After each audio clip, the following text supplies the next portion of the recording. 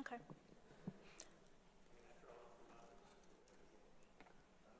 Good afternoon, everyone. It is 5:31. I'd like to call the meeting to order of the Edinburgh Economic Development Corporation.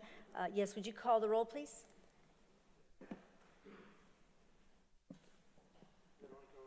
Present. Present. Diaz is on his way. Fernandez is running a little bit late, but she's on her way. Aaron Ronnie Rivera. Present. Richard Gonzalez. Present. We do have quorum. Perfect. All right. Would you please join me in our Pledge of Allegiance? I pledge Allegiance to the flag of the United States of America and to the republic for which it stands, one nation, under God, indivisible, with liberty and justice for all. Thank you. All right, certification of public notice. Notice has been posted for the required amount of time, Mr. Garza? Yes, ma'am. The meeting was posted on April 19th at 5 o'clock. Okay. And conflict of interest, Omar? Yes, under state law, a conflict of interest exists if a board member or certain members of that person's family has a qualifying financial interest in an agenda item. If there is a conflict of interest, the board member can't participate or vote on the item. Are there any conflicts to disclose? No. Thank you. Thank you. Public comments. Do we have any public comments, Samantha? Or no? Okay. All right. Agenda items. Let's start with the minutes. Consider approval of the minutes for the special board meeting held on March 25th, 2024. If everybody's had an opportunity to review the minutes, can I get a motion to approve them? Motion to approve. Second. All in favor say aye or raise your right hand. Motion is approved. Okay, let's skip down to, we have with us today some guests, so we'd like to skip down to item E, consider approval of presentation of EEDC audit report for fiscal year 2022-2023. And we welcome the Cascos Group. Thank you for being here. Good evening, Madam President, members of the board. My name is Alfred Vera. I am the audit manager with Cascos & Associates. We want to thank you for having us as your external auditors. And with me this evening is Mr. Francisco Pesina. Frank is the audit supervisor, and he was also the audit in charge for this year's audit. And he will be presenting the report and going through a couple of items through it. And if you have any questions, we'll take those at the end. Appreciate it. Thank you. Hi, Frank. Hello. Good afternoon, ladies and gentlemen of the Board of Directors. Again, my name is Francisco Pesina, and I'm here to present the Annual Comprehensive Financial Report for the fiscal year ended September 30, 2023 for the Edinburgh Economic Development Corporation. And before I begin my presentation, we first want to give thanks to the Board of Directors for giving us the opportunity of being their independent auditors. And we also want to give thanks to the EDC staff and the Finance Department staff for providing all the supporting documentation that we requested. Without their help, we wouldn't be able to issue this report at this moment. And with that, let me go ahead and continue with the report. Thank you. Okay, let's proceed to page 1 of the report. That is the Independent Auditor's Report. We want to congratulate the EDC for receiving an unmodified opinion. That is the most favorable opinion an entity can receive. And what that basically means is that the financial statements present fairly in all material respects the financial position of the entity. So again, this is something that we don't give out. It's earned by the entities that have these audits. So congratulations to the EDC on that. Thank you. Thank you. Now let's move on to page 4.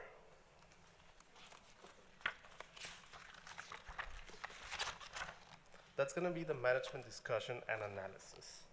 And this section is an analysis of the EDC's financial performance for the year. It provides the readers with information that helps them assess whether the EDC improved or declined during the current year.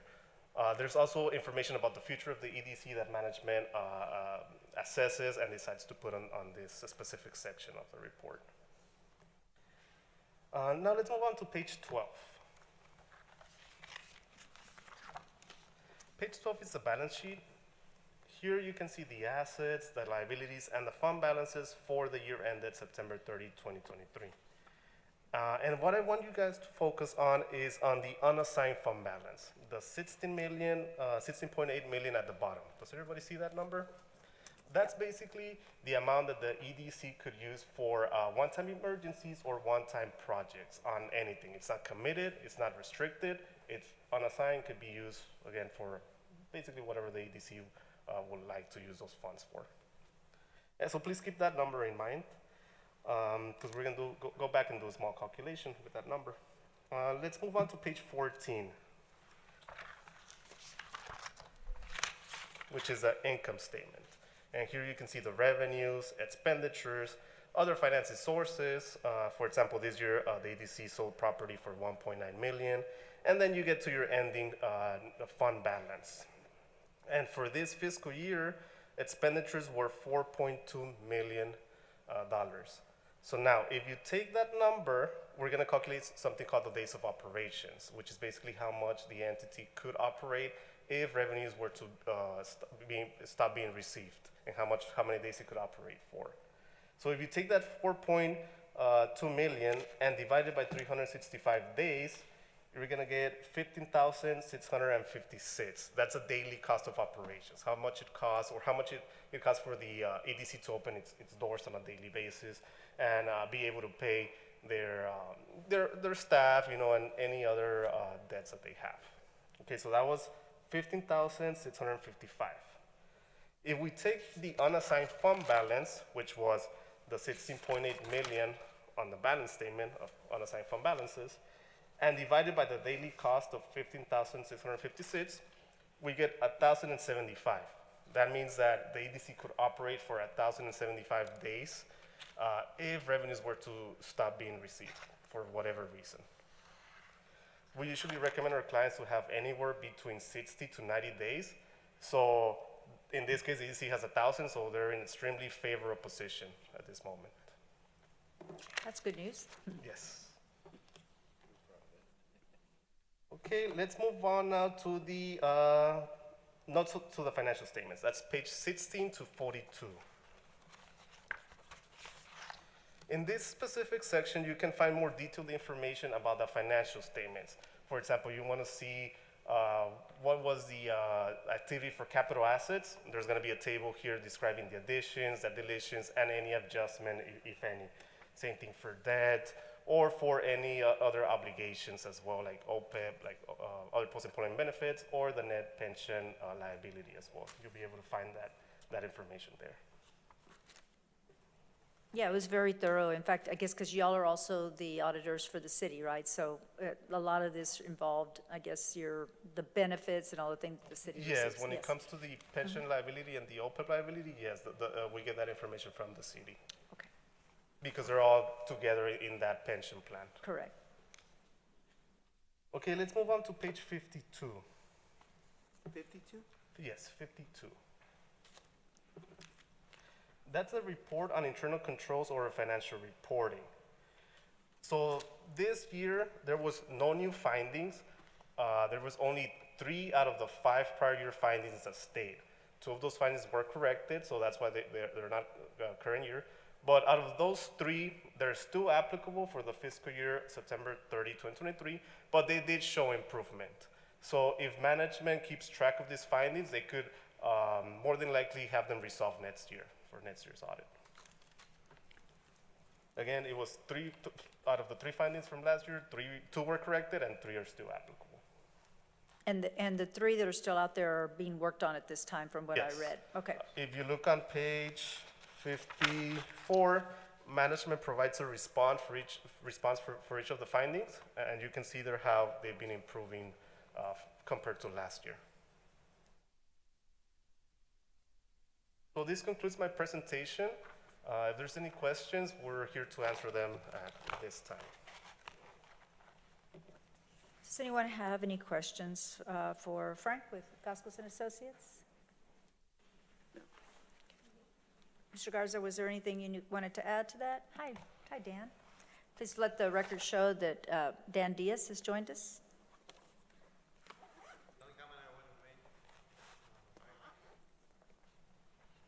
I just wanted to make a comment that this was a lot smoother than in the previous year. Finance department is getting really smooth at doing what they need to be doing in terms of reporting. And we're getting a little bit more help on our end also, so Letty wasn't doing everything all by herself this time, so yeah. Great. And it'll keep improving as we get more comfortable with everything. I know that there had been a problem because the city was transitioning with the previous people. And also, I believe this was around the time that you were trying to come in, and so there was some, I'm extremely happy to hear that, that everything's going a lot smoother. And I have no doubt that whatever findings you found will be corrected pretty soon. Yes, thank you for that. And I'm especially happy to see that we have over 1,000 days of money for operations. If things were to stop today, that we still could operate. That for was as of over September 3 years. 30th.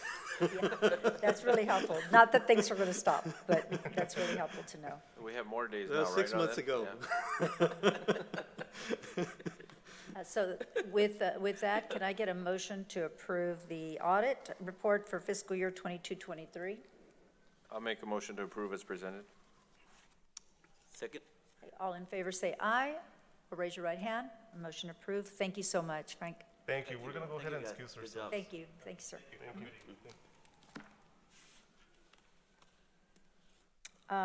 Okay, let's go to, I know we have some other guests with us today, so let's go to item D, consider presentation and request for matching grant for an internship program by Workforce Solutions and RGV Focus.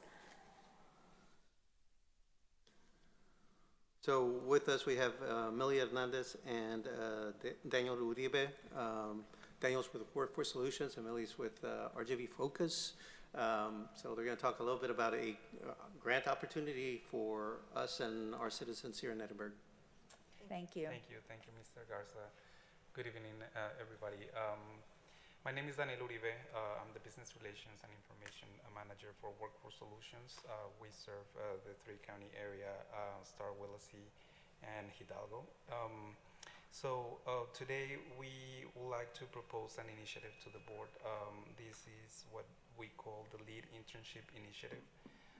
It is an expansion of a previous initiative that we started last year. Could you get a little closer to the mic so we can hear you Yes, better? so this is an expansion of the initiative that we started last year. Just to provide a little bit of background, Workforce Solutions worked with the UTRGB last year to begin these internships around summer last year. It was very successful. We were able to fund meaningful work experience, paid work experience for about 30 individuals. And that was funded through a specific funding that resulted from an award that Workforce Solutions received from providing services to employers. Unfortunately, that funding exhausted. So what we decided to do is propose to RESTEV, which is the Rio South Texas Education and Community Development Foundation, to expand this particular initiative for another year. And so what we are proposing is the investment of $50,000 to fund up to 23 internship programs. These particular students are also part of UTRGV. And the idea is to help them, again, make the connection with employers. Hopefully, these employers are able to retain them after the work experience, the internship program finish. And we look forward to start that particular program.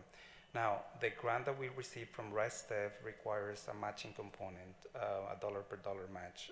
So we received $25,000 from RESTEV, and we are requesting an additional $20,000 from Edinburgh EEDC, and our partner RGB Focus is also contributing to this particular funding with another $5,000. So we are very excited to be able, hopefully, continue this initiative to serve these individuals, specifically those 23 students that, in partnership with UTRGB, hopefully are able to access this paid work experience. So just to be clear, so UTRGV would simply advertise it for the students, and the students would be then connected with industry. And the monies would be used to pay the students, right? Correct, yes. Okay. We'll be paying them through a stipend. I would like to mention that UTRGB team and staff. They've been great with us. They have an amazing internship framework that we relied on, and that was one of the reasons of why Workforce Solutions decided to partner up with them. They have the systems in place and the program designs to help connect these students with employers. And so in partnership with Workforce Solutions, we also help bring employers that are looking for particular internships. We work with various industries, all of them. And so this was a great opportunity for a lot of students last year with UTRGV, and so we hope to repeat that success this year. And just so to be clear also, because I work at UTRGV, so I want to just get this for the record, there is no monies that are going to UTRGV for this program. The monies are going directly to the students for their work. Is that correct? Most of the money, yes. There is a component, 5% of administrative costs that is going to UTRGV and Workforce Solutions. Okay, so, and Workforce Solutions, 5%? Yes. Of the monies that the EDC would contribute, or it was, that No, would be? that is coming from Okay. the rest of foundation. Okay, so that's not coming from the EDC? No. Okay, yeah. all right, good. And could we tailor this to assure that the students are either going to be working in Edinburgh or would be residents of Edinburgh? Absolutely, yes. That is something that we can customize and redefine in MOUs or agreements that we can establish should this proposal gets approved by the board. Yes. Did we contribute last year for that, to this?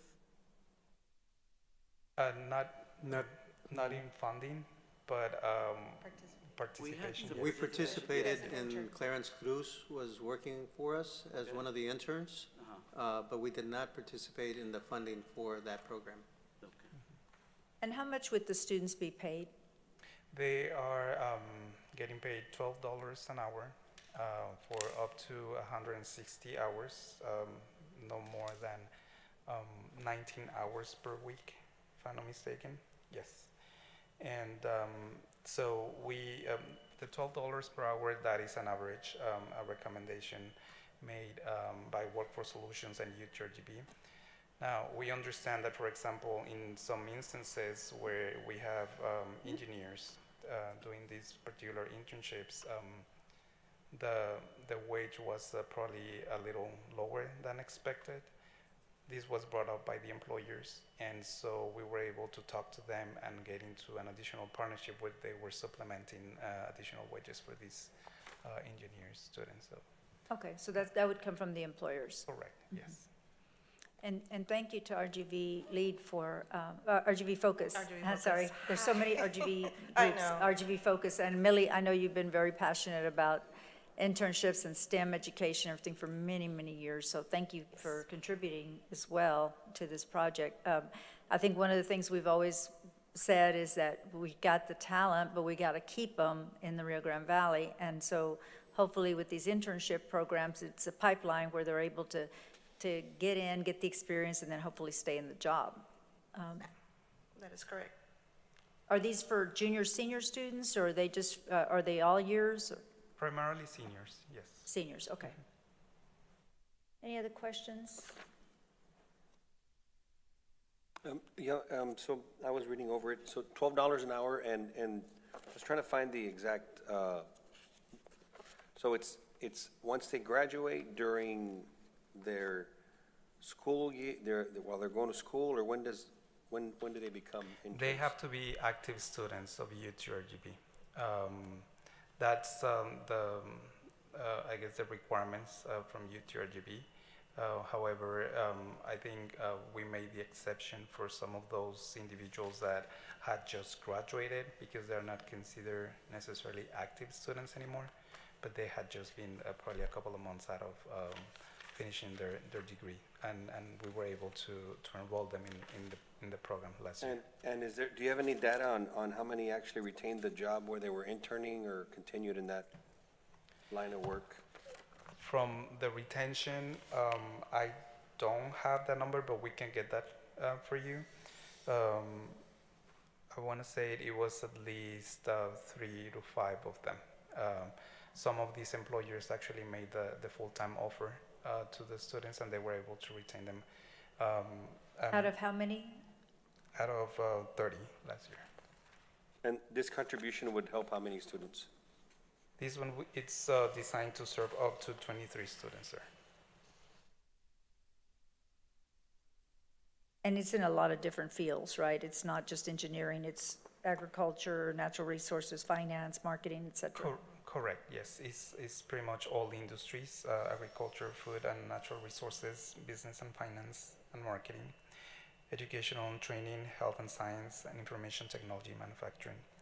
So last year, we were able to enroll individuals in civil engineering, marketing, business administration, business management, and biomedical science, communications, finance, marketing, mechanical engineers as well, electrical engineers, and some as well in media and liberal arts as well.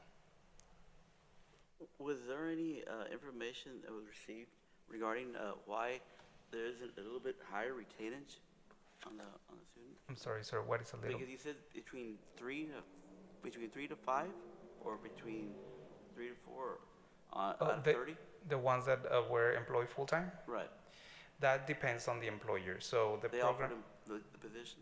correct. After the completion of the internship program, Right. the employer, if they see fit for their business needs, they make the full-time offer to the students. Yes. And when you screen the employers, are you looking for people that are looking to retain them beyond just getting the assistance for a short while? Mm-hmm. We try to take that into consideration, and I know Jack Koffel from UTRGV, he's been great at that as well. When we are proposing the initiative to employers, we make mention of that, that we would like for them to retain these individuals if possible. It is not a requirement, but we do stress that opportunity for them. And we try to also prioritize those that we see, higher potential for full-time hire as well. So can I suggest one KPI to track? Hi, Millie. If you could track the KPI of how many students retain full-time positions where they are placed, but outside of that, also how many retain full-time positions within the Rio Grande Valley, that might be a good metrics that you can share out.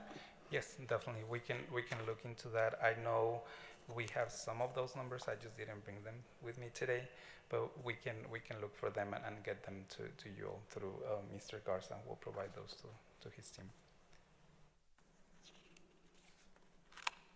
Thank you. Thank you. Any other questions? I'm just curious, the companies that are not retaining these individuals, are they giving any reasons as to why? I mean, are they just not good fits, or I mean, do we have any type of feedback as to why? I'm just a little concerned that the retention is very, very low.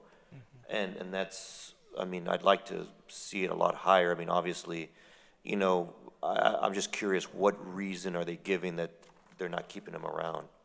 Okay, we can get that to you as well. So far, what we have heard is it was a great experience for them.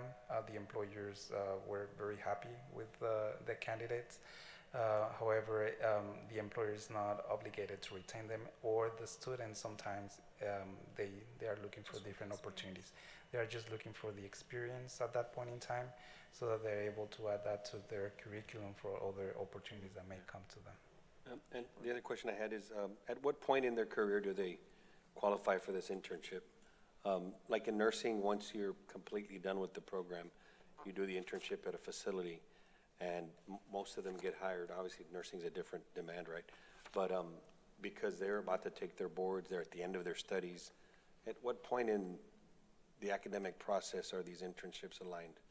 Mm-hmm. I believe that is close to that probably in the last year of their studies, when it is possible to bring them in as interns. It depends also on the employer and their internal procedures and regulations, because they, and in some of those occupations, they do have some liability, and they have to take into consideration insurances and a lot of other elements that, when bringing in students that are not certified yet, but yet they want to provide the experience to them. So we are able to work with them as they are getting closer to their final studies, probably within the last year. It sounds like a great program, and like everyone agrees, we want to keep all our talent, right? No, several terms, brain drain, flight of all the people that you want to stay. But I think I just want some more information. Sounds like a great process for internship. I think I just want a little more information to make sure that, for one, we try and service the residents of Edinburgh, and keep my fingers crossed, it's businesses in Edinburgh that retain them, but if you could just come back with that information. Yeah, I think it would. absolutely, definitely. Yeah, and I think that's why the screening process will be really important too, because you want employers that are really looking to hire full-time and not just have help on a very temporary basis, right? And sometimes it really does help when the employer has skin in the game, because then they've put something into it, and now they want to make sure that they get that back from the future employee. Okay. Anything else? All right. Anything to add, Rodell? No, the only thing that was, we had already talked about some restrictions, very similar to what other programs we've talked about in the past, where we wanted to make sure that they were either working in Edinburgh or living in Edinburgh, because that would be the most beneficial for us. And of course, they have to be at least 18 years old, because now with dual credit and everything, we've got seniors that are still babies. But yeah, those were really the three main points for us. Beyond that, we'd have to have some kind of funding agreement that can be drafted out.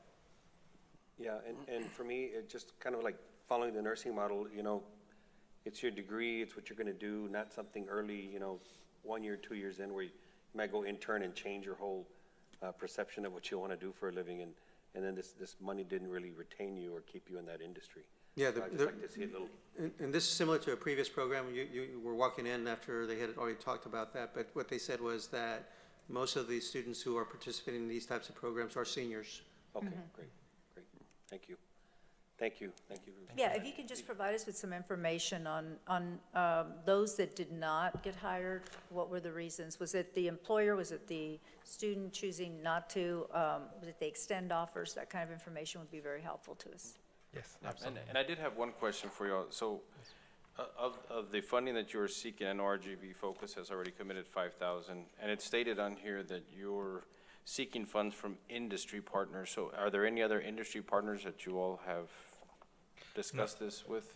Not at this point, sir. It's right now we're only considering Edinburgh EEDC and RGV Focus.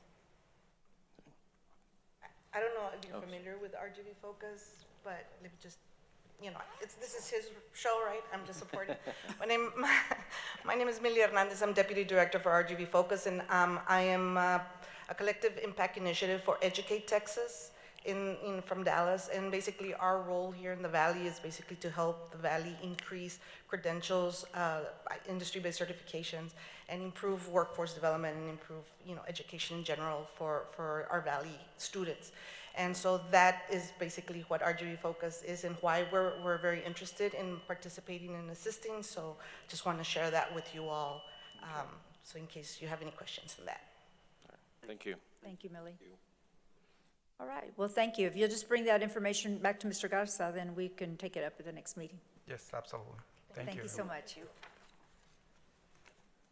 Okay, let's go back, members, to item B, which is the presentation of year-to-date financial report ending on March 31st, 2024. Veronica, I came in at 5:47. Oh, I'm so sorry, Sabrina, yes. It's okay, I it's saw you for the- coming in, for I the knew notes. everybody saw you, and I Yeah. didn't announce it. For Thank you so much. 5:47. 5:46, thank you. Sabrina Walker Hernandez. Item B then, well, the good thing was, I don't know if you heard it, we've got over 1,000 days in reserves based on the auditors, so that's a good thing as we go into the presentation of the financial report. And again, to Radel's credit, as of what date, Radel? That was as of September 30th, 2023. Looking at your financials for the most current financials, which is March 31st, 2024, at the balance sheet, which is the first page in that packet, If you look at the unrestricted fund balance, you have 11,837,554. So there is a difference because we have spent a little bit of money this year. So, yeah, and there's some other commitments that we have in the near future, which are going to continue to whittle that down a little bit, but we can talk about that later on. Right now, what I'd like to say is that we have in total assets $35.6 million. Of that, the cash and cash equivalents and investments are about almost $9.8 million. Our liabilities for this fiscal year are, so far, is $505,829, and we have a capital projects restricted balance of $6.6 million, debt service set aside for $2.2 million, other note receivables of $9.6, and we have some money set aside for property acquisitions of $4.7, and of course that unrestricted fund balance that we talked about, which was quite a bit of difference between 6 months ago and now. On the next page, you have our monthly budget activity report. As you can tell, this is a 6 month, so if you look at the percentage, which is the third column on the revenue and expenditures, 50% is where we should be since we're halfway through the year. Those that are way below in terms of the revenue side means that we haven't gotten to the point that we want to be. So on general sales and use tax, for example, we're at almost $30.9 million year to date. That's 40% of our goal. So we're a little bit below our projected budget. However, that could change. It just depends on how the spending goes in terms of the citizens here. Interest earned, we're way above in most of those numbers. We're doing very well in our interest earnings because of the funding that we still have from some of those capital projects that have not been spent. We haven't sold any property this fiscal year, but we have several properties that are under contract and several that are getting close to closing, so we'll be seeing some numbers in there in the next few months. On administrative services, we're well below our budget so far. We've also are well below our budget in program spending and properties as well. There is $190,000 on property maintenance that some of that probably has to be capitalized because we spent most of that money is for relocation of an irrigation line at our North Industrial Park. We talked about that one. That relocation is one of the reasons why we're getting one of the closings, which should happen, Carlos, next week, maybe. So we got a property that's closing probably by next week because of this relocation of that irrigation line. We also have the city contribution of $7.257. That was for a project that we have discussed in the past. And then there's some other projects that are coming up that we're going to continue to fund on that line item as well.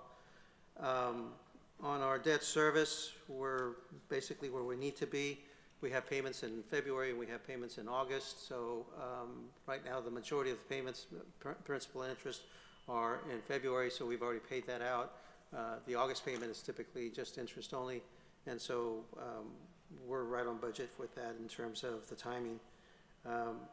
In terms of the bond projects, the Workforce Resource Center, we haven't spent that money yet. And Tule, we still have some little items that we need to finalize before we close that one out. ACE and the Municipal Water Park, we have already been invoiced those numbers. As of March, it hadn't been paid, but it has been paid in April, so next month's financials will look a little bit different. And that's really about it for my report, unless anybody has any questions. And next month, I'll also bring up some budget amendments that we have to have. All right. So do you want us, do we need to approve that, or that's just a presentation, It's just a right? presentation. Okay.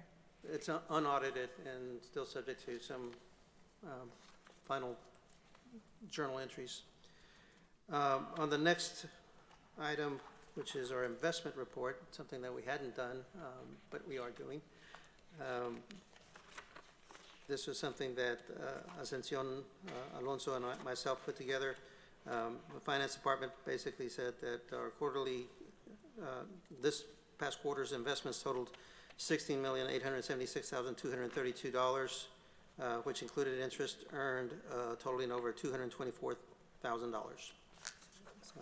The details in that is in the packet, but really, the money's in Techstar, and it's going to be transferred and has been transferred into TexPool, but they're both public investment funds that the city and EDC put their money in. And the rate of return on that has been fairly steady, right? Yes. Yeah.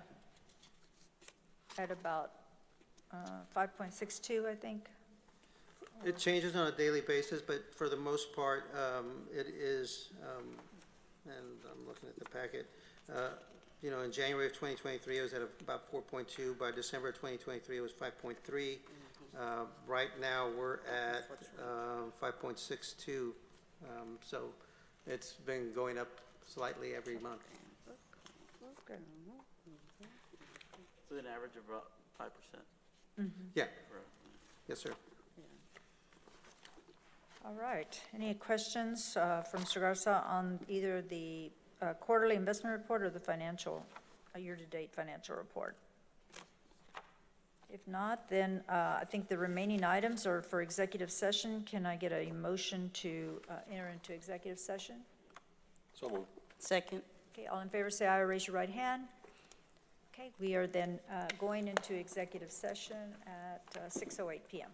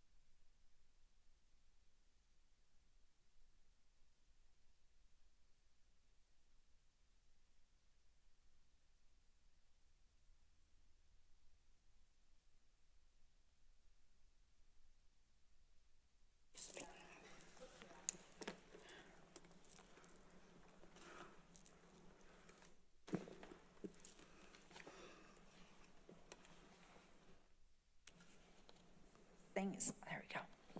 All right, it is 7:49. We are back from executive session. Can I get a motion to enter into open session? Make a motion. Second? All in favor, say aye, raise your right hand. Motion approved. Okay, we're back. We had decided on project number 2, project gas 2, project number 5, project hospitality, RGV CDL, that's project 6, and project 7, project Tonka, that we would proceed as discussed. Can we get a motion to that effect? Motion to proceed as discussed. Second. All in favor, say aye or raise your right hand. Okay, motion approved, and I think that's all we have. Can I get a motion to adjourn? Motion to adjourn? Second? Okay, all in favor, say aye or raise your right hand. Motion approved. Okay, we are adjourned. Thank you.